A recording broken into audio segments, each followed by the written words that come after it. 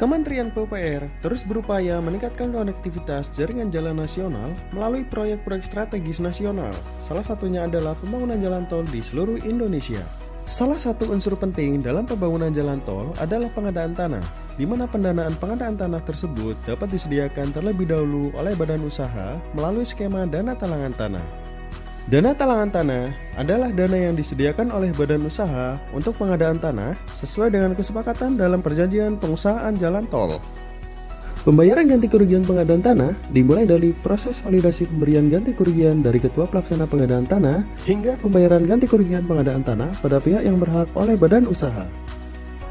Setelah pengadaan tanah selesai dilaksanakan, badan usaha perlu melakukan pengajuan klaim pengembalian dana talangan tanah yang diajukan melalui BPJT. Berikut adalah prosedur klaim dana talangan tanah yang dapat digunakan sebagai panduan guna memperlancar proses pengajuan dan verifikasinya. Pada tahap pertama, yaitu pengajuan permohonan rekonsiliasi perhitungan pokok dana talangan tanah yang dilakukan oleh BUJT, dokumen yang dibutuhkan adalah surat permohonan rekonsiliasi dana talangan tanah dengan data minimal yang dicantumkan yaitu jumlah bidang, luas bidang, dan nominal realisasi dana talangan tanah. Tahap selanjutnya yaitu pelaksanaan rekonsiliasi perhitungan pokok dana talangan tanah. Kegiatan rekonsiliasi dilakukan maksimal 2 minggu setelah surat permohonan diterima dari Badan Usaha Jalan Tol. Pada tahap ini, BPJT, BUJT, dan PPK Pengadaan Tanah bersama-sama melakukan pencocokan dan verifikasi data dan dokumen kelengkapan atau persyaratan dalam proses pengembalian dana talangan tanah.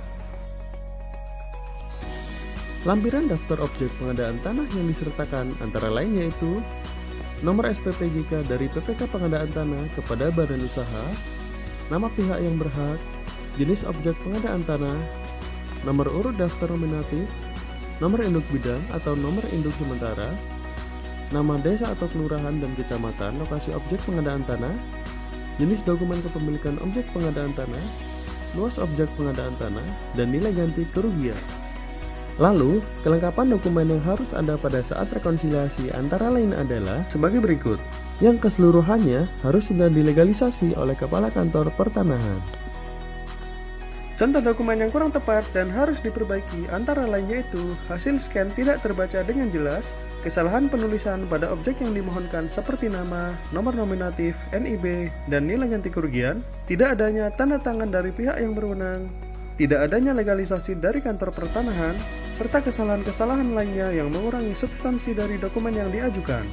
Output dari kegiatan ini yakni berupa berita acara rekonsiliasi yang berisi perhitungan penggunaan DTT oleh BUJT yang sudah terpakai, disepakati, dan ditandatangani oleh BPJT, BUJT, serta PPK Pengadaan Tanah.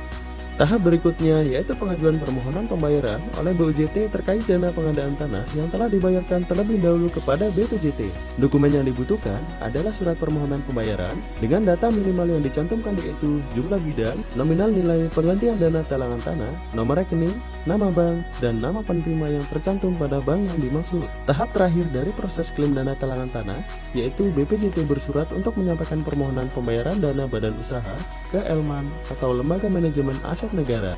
Data yang dimuat dalam surat ini antara lain adalah nama proyek strategis nasional, nama badan usaha, jumlah nilai ganti kerugian pengadaan tanah, serta lampiran dan kelengkapan dokumen sesuai yang ada pada tahap 2 atau saat rekonsiliasi.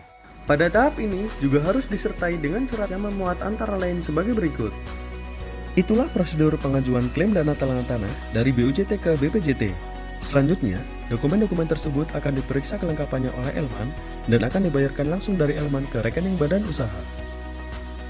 Jadi, pastikan dokumen pengajuan klaim dana talangan tanah lengkap dan benar agar proses klaim dan verifikasi dapat berjalan dengan lancar.